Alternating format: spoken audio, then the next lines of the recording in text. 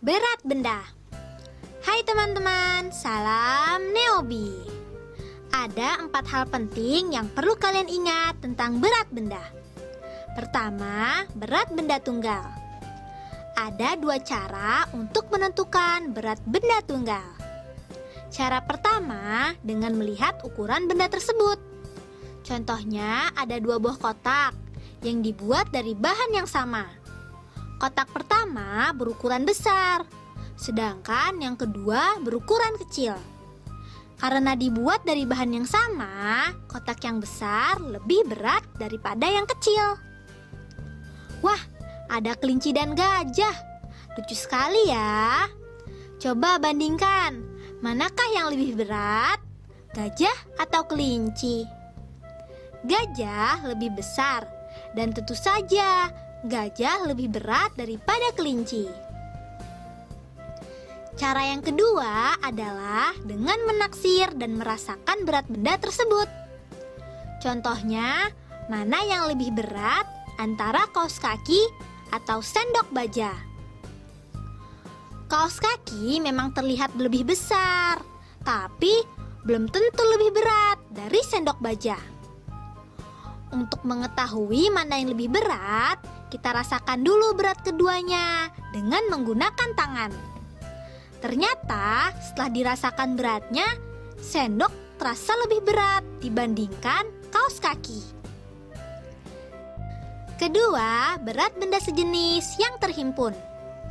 Untuk benda sejenis yang terhimpun, makin banyak jumlahnya, maka beratnya semakin besar. Wah, ibu membawa 2 kantung berisi apel. Kantung A berisi 6 apel, sedangkan kantung C berisi 4 apel. Di antara kedua kantung tersebut, mana ya yang lebih berat? Karena kedua kantung tersebut sama-sama berisi apel, maka kantung yang isinya lebih banyaklah yang lebih berat. Coba kita bandingkan isinya. Mana ya yang lebih banyak? 6 apel atau 4 apel? Karena yang lebih banyak adalah 6 apel, berarti kantung A lebih berat dari kantung C. Ketiga, menentukan berat benda dengan membandingkan. Misalnya, berat sekantong gula sama dengan berat 12 telur. Sementara berat sekantong kopi sama dengan berat 10 telur. Mana yang lebih berat? Sekantong gula atau sekantong kopi? Karena 12 telur lebih banyak dari 10 telur, maka sekantong gula lebih berat dari sekantong kopi. Keempat, menentukan berat benda dengan cara menimbang. Ada banyak sekali alat yang bisa digunakan untuk menimbang. Jungkat-jungkit juga bisa loh. Jika 2 orang menaiki jungkat-jungkit di sisi yang berhadapan, maka orang yang lebih berat posisinya akan lebih rendah dari orang yang lebih ringan. Menurut kamu, siapa yang lebih berat? Laila atau Nabila? Saat menaiki jungkat-jungkit, posisi Nabila lebih rendah dari Laila. Berarti Nabila lebih berat. Supaya lebih paham, mari kita lanjutkan ke contoh soal. Berat 1 botol minuman sama dengan berat 5 roti. Berat 1 apel sama dengan berat 3 roti. Menurut kalian, mana yang lebih berat? Botol minuman atau apel?